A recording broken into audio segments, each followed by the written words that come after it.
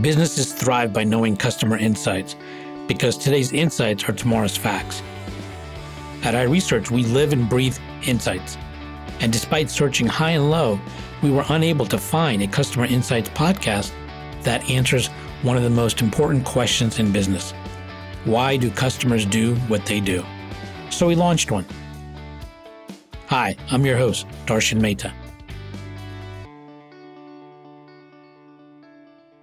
All right, we are talking here with Rebecca Brooks. She is the CEO and founder of Alter Agents. And the most interesting thing about Rebecca is she has a passion to reveal the consumer truth. So we're going to get into what that means and how she got there. So welcome, Rebecca. How are you? Good. Thank you, Darshan. How are you? Great. Excellent. So I want to jump right in and tell me a little bit about your journey and maybe some pivotal moments that led you to become passionate about revealing consumer truths. Yeah, sure. Actually, my educational background is in primate behavior. And that is really where my love of observing behavior and inferring what that means came from. Took a detour in graduate school. It ended up not being a good career choice, but definitely, when I landed in market research, I was so happy to find something that had the same kind of effect, right? So what people say and what they do and why are they doing it and what's motivating them. And so I've always carried that with me through my career. Just some of the lessons from anthropology about how we look at the world and how our own views cloud what we see and all that kind of good stuff. So, and I worked in market research, both in the qualitative and quantitative side. I worked at several small companies and large companies. My last job before heading off and starting Alter Agents was at Hall & Partners, where I was co-running the LA office there. And started at that branch of Hall & Partners when it was just two people. So it was really fun to watch that grow and expand. And then I headed off on my own in 2010. That's great. That's great. So I have to ask you, what are the overlaps between primates and humans? Shockingly so much.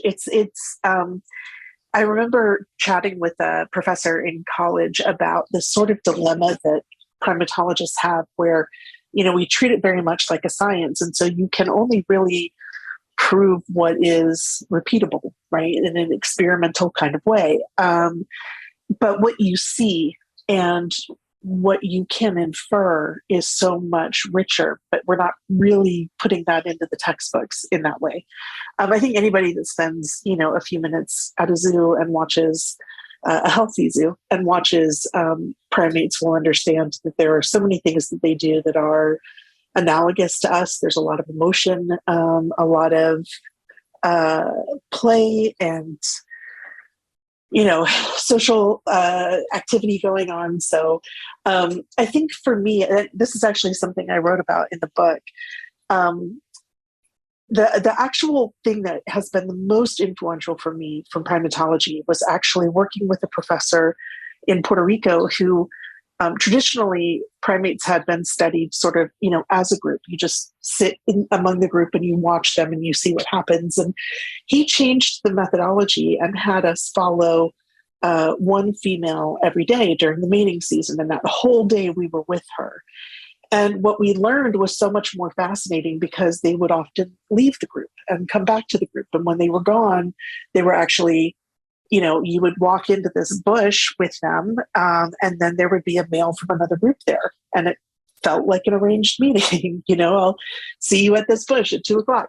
And so there were all sorts of things that we uncovered about their behavior and their mating preferences by changing the methodology. And so that's something that's always really stuck with me is, should we be looking at this through a different lens? It's interesting. It made me think, we're often in research trying to tap into the subconscious, right? Mm-hmm. And a lot of times it's, actions reveal much more than words. And in your situation, you can't really communicate with the primates, but you can observe their actions.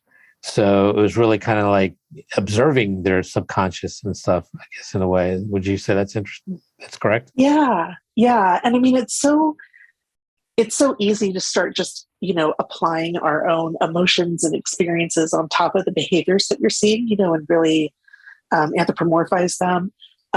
So it's a little challenging because you can't ask them what their motivations are. But in the same way that I think it's also, you also have to have a little bit of a distance from the way that humans answer things too. Like, there was this great study that came out, and the book they published about it was called Rubbish. And it was a study that anthropology students did where they went through a neighborhood and they surveyed people about what they buy. How many packages of cigarettes, how many boxes of cereal, and they asked them all of these things. And what they found was, so what they did then was they went through their garbage, through their rubbish, and looked to see, did those two things match up? And they didn't at all. People bought a lot more alcohol and cigarettes than they said they did. People had a lot more junk food. And, that study came out quite some time ago and really sort of, I think, helped set the stage that when people are answering questions, they're answering kind of an idealized version of themselves. And so, in my company, we try to do a lot of qualitative and quantitative mix, and we're adding in neuroscience in these last couple of years to really try to add methodologies to get a full sort of 360, what they say, what they do, and how they feel. So give me an example of how you do that. And because one of my next questions was going to be, how do you reveal these consumer truths and what does it actually mean? But it sounds like you're doing it with a mix of methodologies and you're able to try to, peel some of those layers back, huh? Can you give me an example of what you're talking about? Yeah, sure. And I don't, and just to sort of pull it back for a second, mixed methodologies are great, but I think we should also be very critical of the way that we kind of traditionally approach any research, whether it's the focus group or, a major quant study or whatever it may be. I think there's always ways for us to try to adapt and evolve those to make them more powerful. So the example that I have is actually what has really become a foundational learning for us in our organization that we're sharing with our clients is a shift from looking at brand, but instead of asking intenders in the category, shifting it to talk to recent purchasers.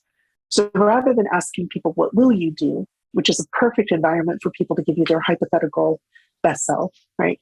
Ask them what they did and why they did it. And that has actually, so we started doing this kind of shopper research. If you recently bought in this category we were interested in, just walk us through what was the first thing, the next thing, the next thing that you did. And what was coming out of that research was actually pretty much in contrast to the brand tracker work that I was doing for clients in the same category. The data was coming back differently, the reasons why they bought this brand over another, or how they approached the journey was quite different. So making that one change in terms of who we're talking to actually sort of snowballed over the course of the last 10 years, what ended up culminating in this book we've got coming out in April. That's basically saying the way that we are asking consumers questions is hampering the insights that we're able to get from it. And it might be leading brands in a wrong direction. And so we've really got to think very carefully about the people we talk to and the questions that we ask of them. And always be thinking about it from the consumer's perspective, not from what we as brands want to know, but what is their experience. So let's talk about your book that's coming out. It's called Influencing Shopper Decisions. You told me a little bit about the impetus behind this, but tell me a little bit more of give me some examples of what do you mean by questions we've traditionally asked versus what we should be really asking, and how you came about to that revelation. Yeah. So we started working with Google in 2010 on research that ultimately ended up going into their Zero Moment of Truth book that came out. And that was all about, if you can remember back that far, when Google needed to prove that they deserved your ad dollars, right? When they were still trying to make a case that search was a good place to advertise it. And so we were looking at really what are the steps that people take in their shopping journey across, dozens of categories. And we started replicating that work. And one of the things that really, people kept trying to talk about what is the defined path, right? What's the defined path to purchase? And what we realized is that there is no defined path. We couldn't map anything out. People started in all sorts of different areas, and we're actually cycling back and going through sources again. they'd learn a little bit more and then they'd go back in and do a bit more research in the same place. The other thing that became really apparent is as we were doing this over time, is that people started to do more and more research and more research in the sense of scopes of it that we don't even really comprehend or think about. So when we do this research, we ask people 45 plus sources of information. That can be anything from a TV ad to a radio ad to a word of mouth recommendation from a friend, social media influencer, whatever it might be. And on average now, people are using at least 10 sources before buying something. And that's not just high consideration categories. That can be a toothbrush. It can be household cleaning products. So we did a research study among 6,000 shoppers in the US that actually fed into the book. And I believe, I don't have it in front of me, but I believe like household cleaning products, people on average used 11.7 sources before they bought, which a lot of people think of that category as a very rote, sort of like mechanical, I need Lysol, I ran out of Lysol, I'm going to go buy it. So then it got us asking, well, why are people researching so much? Like, what are the things that are driving the need to research? And it's really a lot of technology forces and societal forces, right? So we all know that in the last 10 years with, really Web 2.0 and the advent of e-commerce with smartphones, right? We've created a lot of opportunity to have everything at your fingertips. That's given the accessibility for research, right? That we now can do more. It's easy, right at your fingertips, right? Exactly, right? Yeah, exactly. But that's only one piece of the puzzle. The other part of it is that we are training shoppers to expect innovation and advancement in every category. If you think about the huge changes that we've undergone as shoppers, and it was accelerated during COVID, where most of us started using online even more and getting more comfortable with new ways of doing things, we have gotten used to things that 10 years ago would have been so strange, with Uber and Lyft, getting into a stranger's car or renting a stranger's house on Airbnb or ordering a monthly shave kit online without ever seeing the product in person. There are all sorts of things that we've just gotten very comfortable with very quickly. Well, I remember even something basic as people were saying, "Will I ever use a credit card?" Now it's become like not an issue, right? So yeah. I know exactly what you're talking about. Yes. Sorry, go ahead. No, that's exactly right. Like the things that we take for granted now, that if you had talked to younger Darshan and younger Rebecca, would have been really shocking to think about. And that pace of innovation and disruption is only going to get faster. And products are innovating now. So just walking down a grocery store aisle, you've got 15 different kinds of pancake mix now, protein and gluten-free and, just all kinds of variety and change. So what's happening is that whether a person's going to buy something that they bought 2 months ago or 2 years ago, they're going into it with an expectation that there's probably something new out there. And we have this ability to research. And what it's doing is it's turning people into what we call promiscuous shoppers. This pattern of promiscuity, not in a low morale sense, but promiscuity in the sense that we are much more open to and willing to explore new brands and new products and new, features. So we're coming into categories much more open-minded. Let me give you a data point. In the study that we did for the book, we asked people 2 questions in this broader survey that we did. Did you start with a brand in mind? So this is recent purchasers. They can actually tell us facts, not hypotheticals. Did you start with a brand in mind? And did you buy that brand? Among boomers, it was 56% of people did. And I think the way that we've talked about brand loyalty, that still seems low to me in the way that we've made brand loyalty such a grandiose, thing. 56% of boomers, but it stair steps down. Gen X is less than that. Millennials less than that. But when you look at Gen Z, it's a precipitous drop. They go down to, I think, 32%. And we really believe that this is not a trend or a moment in time that's going to, this Gen Z group is never going to age into the behavior of boomers, right? We are at a point in time, an inflection point where loyalty from now on is going to be incredibly hard to hold on to. And when we think about, my kids are 11 and 7, and all of these things are so native to them, right? They're growing up in a world where they can ask the Alexa to put something on the shopping list for them, right? That this idea of brand loyalty, I think, is going to continue to not erode, but it's going to change. It's going to reconfigure. And so this idea of shopper promiscuity that's happening, that our data has been identifying, increasing over the last decade, then takes us to the questions that we're asking.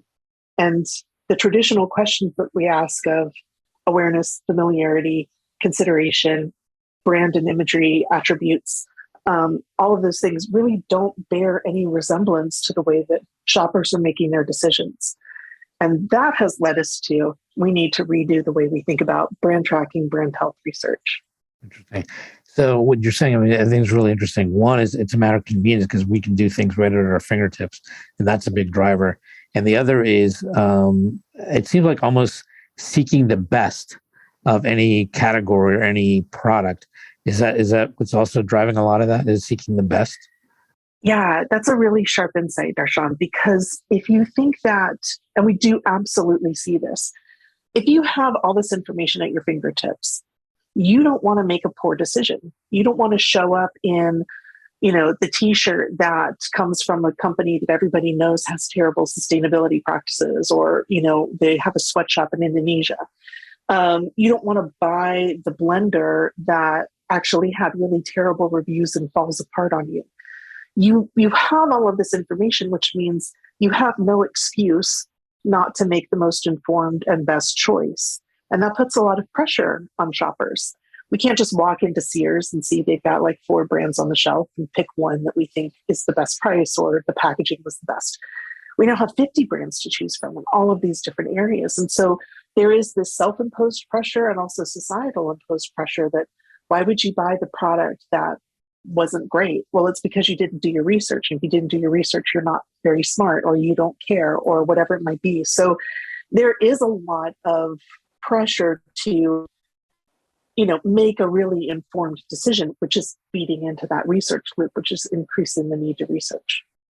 So, when you were to, let's say, evaluate the components of how does one evaluate the best, how much of that is based on what the brand actually says versus, let's say, third-party studies, as well as just user reviews? I mean, what kind of balance are you seeing that really drives what one considers is the best to make that informed, good decision? Yeah. Brand certainly still has a role, but it doesn't have the dominant role that it did in the past. And that's not true in all categories. In some categories, brand is still, luxury fashion, for instance, it is still predominant. But for the most part, if you think about the way that people are shopping these days, if you're online, you're searching by the type of thing you want to buy, then you're filtering by Prime or free shipping or customer review or some other feature that you need this thing to have. And by the time we get through our filters, it's at that point when the algorithm has served up, a list of products for us, the brand starts to come into play. But those brands are presented very equally to one another. I'm not seeing a big logo or, a splashy brand ad. I'm seeing a picture of the product next to another picture of the product, of a different product, and that product might have more reviews that are stronger, right? Well, I may know this brand, but if that one has a lot of reviews and they're really positive, why wouldn't I click on that and look at it? And so I'm not saying that brand doesn't matter and that we shouldn't put emphasis on it and pay attention to it. It absolutely does matter, because part of the things that go into people's decision-making is, do I feel good about this purchase? And it's about aligning with the brand that you feel good about. So brand matters, but is it going to drive the purchase decisions? Not the majority of them, not anymore. When you say brand matters, I think if you're, correct me if I'm wrong, saying that, you put out a message and people may review it and it may be even negative or whatever, but a lot of what matters is how the brand responds to it. Isn't that also a big part of that? Yeah, I mean, it's gotten really hard for brands to hide, right? They can't, they're everything from how they treat their employees to their supply chain to, their tax participation. I mean, all that kind of stuff is under scrutiny now. People are really looking at it, and um, it becomes part of that brand story. And I think that means that for brands in the future, they're really going to have to think more integrated about what is their identity. And then are they living that identity authentically across all aspects of the business, not just the product that they put out or the ads that they put out, but are they supporting that through every business decision that they make? And a classic example I always go to is Patagonia, right? Patagonia has a very clear brand identity, and their materials are sourced according to that brand identity. The way that they sell their products, the way they treat their employees, everything about that brand is easy to understand because it is very, very clear about who they are. So I think brand is more now. It is packaging, it is advertising, but it is also who you are, what you stand for, how you are seen in the world, how you handle controversy, right? How you talk about things that have gone wrong. All of that is now part of the brand identity, and all has to be given equal attention. I think what I'm hearing you saying is that basically it's much more now about humanizing the brand. Yeah, right. I mean, we've talked about corporate citizen, responsibility and that, but it's not sort of in the like late 90s, early 2000s way of this idea of like greenwashing, right? Like Clorox is going to stick a green label on their thing and say, whatever. People are much more savvy, and kids coming up are savvier still. My son refuses to let us eat at Chick-fil-A because he knows the owner, my 11-year-old, he knows that the owner supports causes that he doesn't support. So how do you learn about this? I don't From even school know. or internet, or you don't know? From school or a friend or who knows? Who knows? He saw it in our trash can because my husband and I had gone there for lunch and we got a scolding. So I think it's like, it is really about knowing that all parts of your brand are visible, and what is that telling your consumer? And so how is this going to change, or how is it influencing how companies should look at innovation? Yeah, it's a real challenge because there's product innovation, right? There's mechanical actual innovation going on, which has traditionally always been the case, although the pace of that continues to just explode. But then there's Plus, that's innovation. also something people can replicate, right? Others can replicate at some point to a degree, right? So, sorry. Yeah. No. But you're exactly right. Like the ability to hold on to a unique feature or, a unique product is fading quickly. But also innovation in how you interact with your customers, right? A great example is, I think, the way that restaurants adapted during COVID, where now you go and the waitress just gives you a receipt with a QR code on it and you pay through your phone. You don't exchange anything with the waitress. Or menus aren't handed out. There's a QR code on the table or something that you need to click on to look at the menu. We've adapted very quickly to that, and some people actually prefer it. There are ways that I think that brands need to be thinking about. Let me give you an example. When something is easy for a customer in one category, they want it to be easy everywhere else, right? I can get on my phone, go on an app, dial up a car to come pick me up at a certain time, set my preferences of how much conversation I want to have and how loud I want the music to be, get in the car, get to my destination, never exchange money with a person or feel like I even have to, have a conversation with them. When something is that easy, right?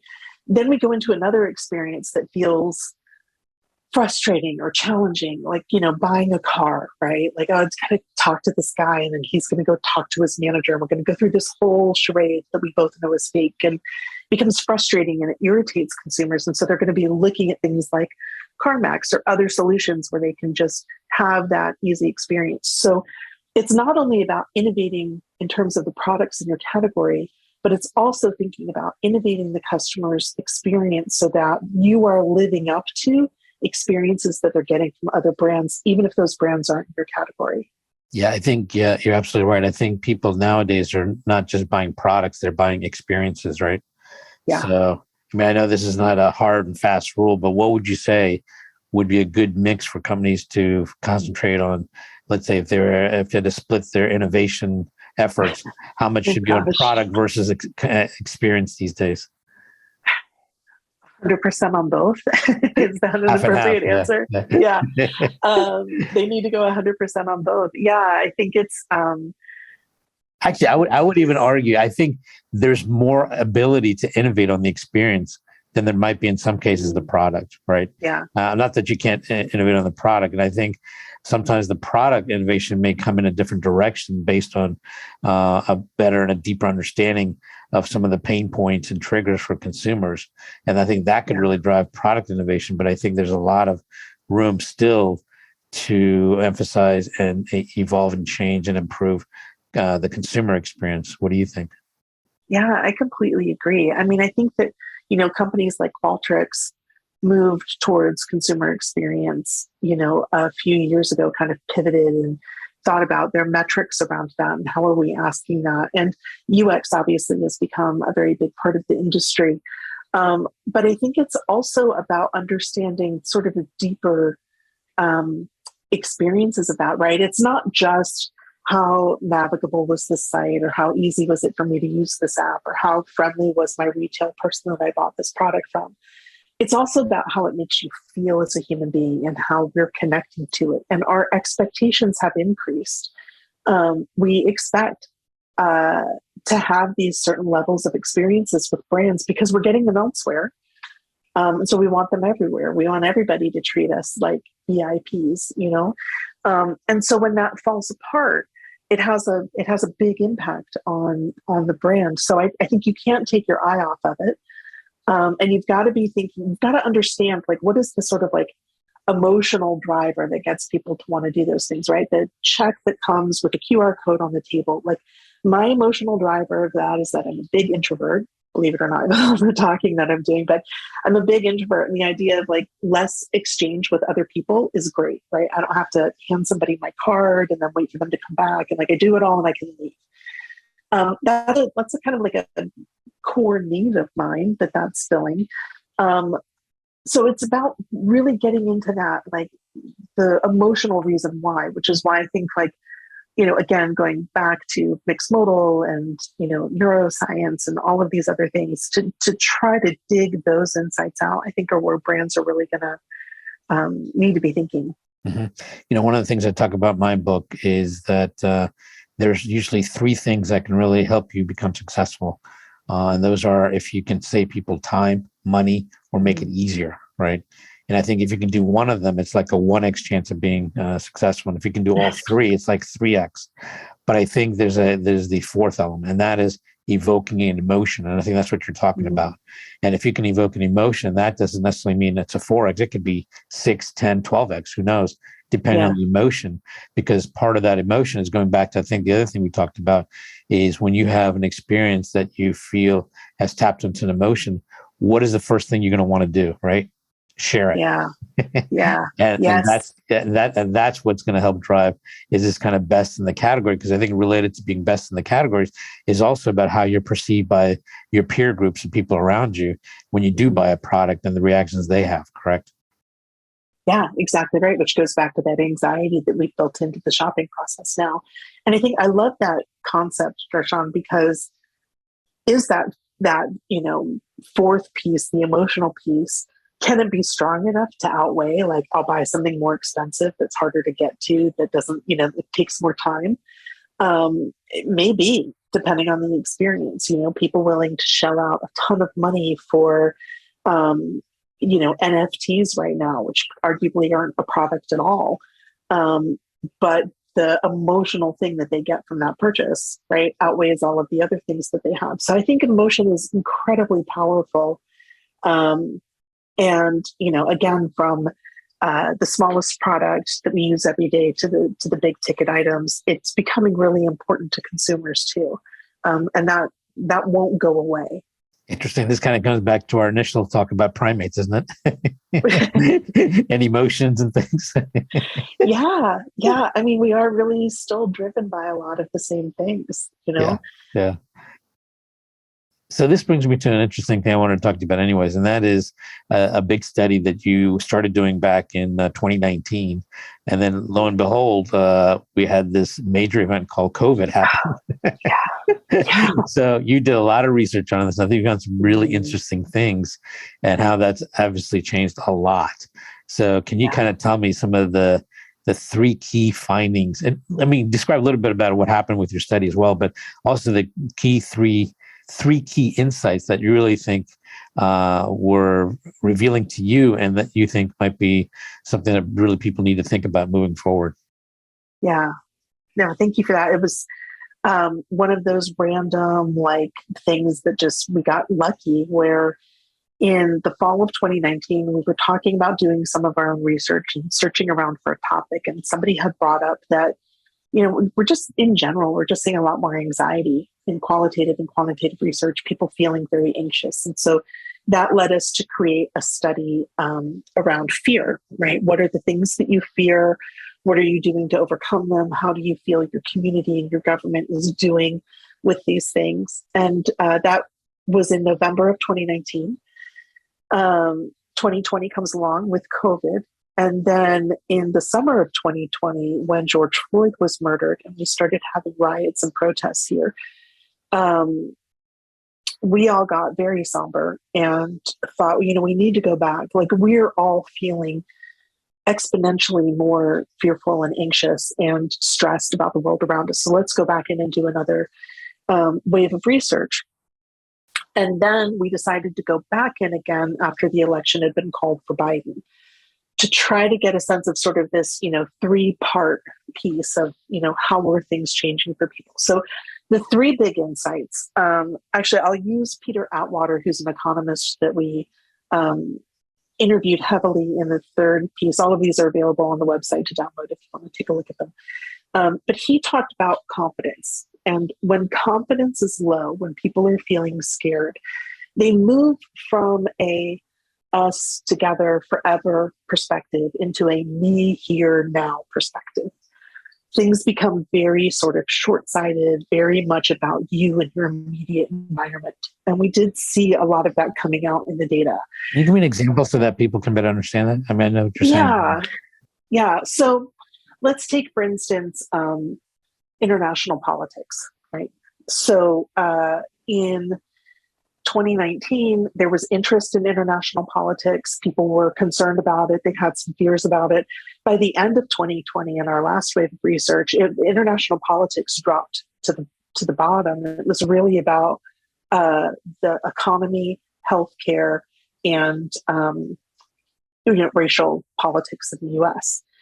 Another example is that healthcare remained a primary issue. It was a big issue in November 2019. But when you ask people why, it was about costs. It's too expensive. Summer of 2020, after COVID's hit, it's about lack of care, inaccessibility, trust. So the healthcare remained a priority, but what the issues were around it really shifted. So this idea of moving more sort of immediately, hey, buddy, I know you have problems, but I've got a lot of problems too. Is kind of how we go. And then it also means in terms of purchases, if you want to take it back to brands, it's about satisfying more that immediate me here now, right? What do I need to solve this problem right now? And so that pushes people a little bit away from things like sustainability or, best global practices and that kind of stuff, and pushes them more towards price, more towards comfort, convenience, those things. So there's sort of this, broader psyche at work. And the reason that we wanted to talk to Peter Atwater was because he had developed a theory of a K-shaped recovery. So if you think about economic, decline, it goes down on the chart and then it bounces back up. That's your V. But a K-shaped recovery is where only part of the population goes back up and another part of the population continues to decline. And that was something we saw play out in our data very, very strongly. So when you look at the third wave, where Biden had gotten elected. It seemed at the time that COVID might be slowing down. People that were wealthier, people that were more stable, like they had, we asked some questions around their sense of financial insecurity. Like, I can't handle if I have a big financial issue, things like that. People that were more secure, completely starting back up on the K, right? They're recovering. They're going back up. White people, for the most part, going back up.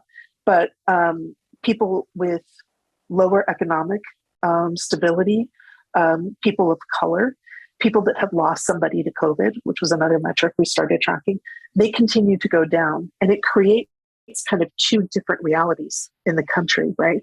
One group feeling positive and hopeful and moving away from the me here now back into the us together forever. And another group that is continuing to tighten up and feeling disenfranchised because they are still suffering. I think that's still going on today, even though we haven't done the research. But one of our recommendations was for brands is to really understand who your shopper is and where are they on this K, and kind of what are their needs at the moment. And are you really serving what their emotional health is? You would imagine that most people that make marketing and product decisions at brands are typically wealthier, more financially stable, right? They could be on that upward end of the K and feeling pretty good about life, but their customer base could actually still be on the low leg of the K. And are they really understanding what their customers need? Interesting. So this might be actually more of a contributor to the divide that people are sensing in the country, more so than politics. It might be like this is kind of driving the politics versus people think politics is driving the divide. Yeah, I wish I knew. Yeah, I knew the answer. I don't know the answer to that, but it makes me think about that. Yeah. Yeah, but I do think it's a much more complicated. It's not just like, hey, we have to get along and talk, right? It's a much more complicated thing that's driving all of this division. I think you're talking about it's about the fabric of our society, correct? Yeah. And being heard and understood, right? Does everybody feel heard and understood? Right. Yeah. This is deep stuff, Darshan. I know, a little too deep, but I'm curious. You're doing some interesting work with augmented reality, and also you talked about how people should be asking different questions and thinking about research differently. So tell me a little bit about both that. I mean, which direction do you think people should be thinking, and what kind of questions should they be thinking about asking more so? And then also tell me a little bit about what you're seeing happening with augmented reality in the future of it.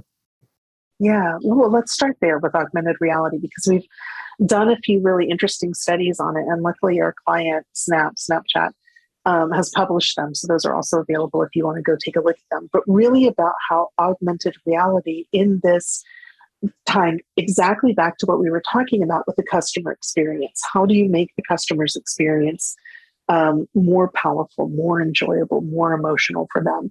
And augmented reality can play a big part in that. We're already using augmented reality, even though we don't think about it, like, Apple Maps or Google Maps or whatever. Like, it's in our lives to some degree, but it will become more prevalent. It allows people to kind of co-create their environment, if you will, and allows brands to interact with people in a different way, change the shopping experience. People really like it, even though they don't necessarily know that they're talking about augmented reality. Like Snapchat lenses, right? The filters that you put on, that's augmented reality. And so it is, I think, and certainly something that younger generations are even more comfortable with. They're growing up kind of native to it, and they feel really comfortable with the concept of it. And, don't have any of the same sort of concerns about privacy or separation or whatever it may be. And I think that blends into the bigger thing that people are talking about a lot these days, which is this idea of a metaverse and a sort of an augmented reality arena that we all live in. That, I think that the changes that are coming are going to continue to be really big, which is why this, shopper promiscuity and all of this stuff that we're talking about, like, it's only going to get worse or better, depending on your perspective. And so I think either way, more complicated, much more complicated. Yeah. And it's a new way, it's a new channel for brands to interact with their customers. And so it should definitely be explored and looked at and innovated in. because there's a lot of opportunity there. Well, it's interesting. What made me think about something is I'm almost thinking part of this is not just the experience, but a way of giving people a way to escape from reality, just in a little way with augmented reality. You know what I'm saying? Because it's a way to kind of introduce a whole new element into what your reality is, what you're always used to, but it's a little bit of an escape. Do you think that's true? Yeah. I mean, personal experience. I really want to renovate my kitchen. I don't have the money or the time to renovate my kitchen, but I dream about it. But I can go on some apps and, hold it up to my kitchen right, and look and see, like, that's what that backsplash would look like. Oh, I really like that cabinet style. And I can have a little daydream about my kitchen that I will never realize. So yeah, it is. It's about some escaping. It's about having an experience that you may not be able to have in, IRL, in real life, right? That you get to have through an augmented reality experience. So there is also a lot of emotion in that, deep emotion in that. So sort of connecting into that and figuring out what's driving people and making them happy is going to be really powerful. Yeah. So you really see this is going to be a big component in enhancing the customer experience moving forward, huh? It's another opportunity, right? It's another chance. In the way that, social media over the last 5 years has become another opportunity for brands to engage with and interact with shoppers. Beyond that, I don't know what kind of impact it's going to have. I don't know what Zuckerberg is planning for our metaverse in their future. But yeah, I mean, I think, looking at how my kids will, beg for money to buy things in Roblox, right? That they will never own physically, but they desperately need to have. And they're going to grow up to be adults that desperately need to have something in the metaverse. And so, it's here. Yeah. So what aspect of consumer experiences would you like to do a deeper dive moving forward, and why? We're doing this study. We actually just kicked off with a client, and it's not going to be published, so I can't mention who they are. But around this idea of taking this particular feeling, which I can't even say because it's so connected to their brand, it would let you know who they are, but taking this particular feeling and saying, like, okay, this feeling, let's call it success. That'll be an easy one. Okay, so success. What does success look like now, post-COVID? Not even in the middle of COVID, but how have people's perceptions of success changed, right? Is it money? Is it power? Is it influence? Is it happiness? Is it being able to take care of the people around you? Is it a sense of fulfillment? Like, how has the last couple of years shifted our priorities in a way that we're now thinking about this big idea differently? It's still the same idea, it's still success, but what's the new nuance around it? And I love doing that kind of work. We love rolling up our sleeves and getting, into that. And I think it's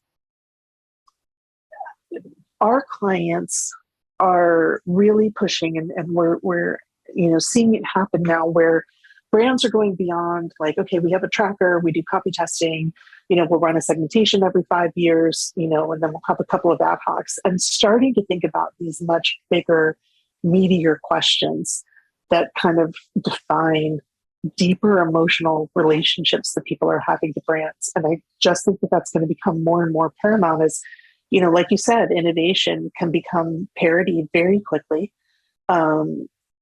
Things are always changing. So what is the kind of anchor, the emotional anchor that you're going to have with people? I would think a big factor in that you might find is, again, I'm just speculating, is controlling your time and what you do with your time. I think that's a big shift that I'm kind of sensing that people are having since COVID. It's, where they're putting their time and their money is much more important. It has to have more purpose and meaning, and all of that is, I would think one of the areas that things are shifting in. So. Yeah, I would agree. We did some work with Quibi before they closed. They hadn't done any research about their product or consumer interest in their product before they launched. And then they had this, the Quibi was the streaming media service where everything was under 10 minutes, right? These little digestible packets of information.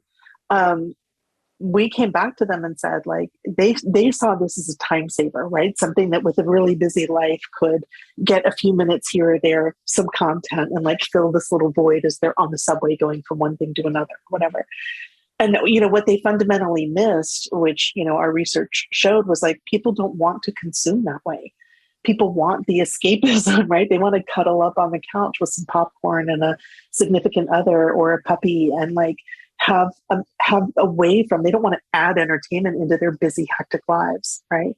Yeah, because it just makes things seem like it's going too fast. And in some ways, I think people are looking for a little bit deeper, more meaning as well, even though we're so rushed. I think kind of the escape that we're all kind of looking for is, hey, I want to delve a little bit deeper and have some more meaning in some of the things I'm doing throughout my day. Yeah, and their concept of time, really, right? The way that the people at Quibi interpreted time was that it's this precious resource, and we're going to make it easy for people to access us in limited amounts of time, without understanding that the emotional component, right, of entertainment was about preserving this longer period of time for yourself and your family to be together and to experience something. So I think that you're right. Like, it's not just about, is it more convenient? It's about, is the time that I'm spending worth the whatever other investment is to do that. And if it's a product or a category you don't really care about, you want to get in, you want to get out, it's price, it's convenience, it's other things. But, our priorities have shifted, right? I think everybody's priorities have shifted. And we are thinking about things more deeply, and we are more precious with our time, as we should be. Yeah. And it's funny because you think about it. I mean, binge watching is something that's really kind of taken off. Now it's facilitated, but who would have thought that people would be spending an entire weekend watching a series or whatever? But it does happen. And I think people are looking for that kind of escape to kind of just, get more immersed in something and see a more developed story that evolves over a prolonged period of time, because it kind of, extends the escape as well as the engagement. Yeah, absolutely. I mean, I remember being so upset at work, realizing that I forgot to set the VCR to record my favorite show that I wasn't going to be able to get home in time to see, right? And then now it's all here. It's so amazing. Yeah, it's incredible. Yeah. Yeah, yeah. Well, listen, this has been great talking to you. I really appreciate all the examples and stories you told us. My last question to you is, who in the world of consumer insights, research, marketing, would you love to have lunch with, and why? That is such a hard question. I'm thinking about, brands that I'm really interested in that I think are doing exciting things, but I would also love to talk to somebody that works at a brand that is really struggling to find out what they're doing about it. Gosh, Darshan, you ask a curious person to pick one. Well, maybe you can tell me. Maybe you can tell me a couple of brands you think are doing some interesting things that everyone should kind of look at and learn from. Yeah, I mean, I think Patagonia always. But I also think I'm a gamer. I play a lot of video games and board games, and what's happening now in the gaming community with Microsoft buying Activision and with Sony now buying another company whose name escapes me at the moment, but they're a big producer of games, and sort of this process that people are going through in the gaming environment of consolidation under major brands. And what does that mean for the everyday player?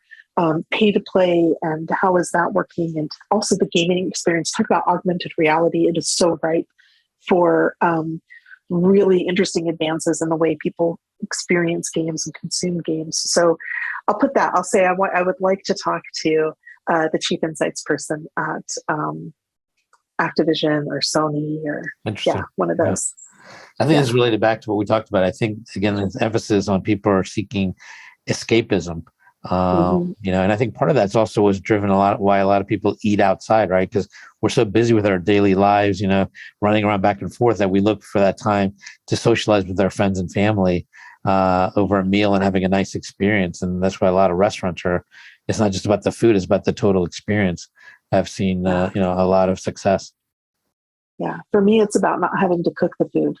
I like going somewhere else where somebody cooks it and then they clean up after me. And it's a joy. There you go.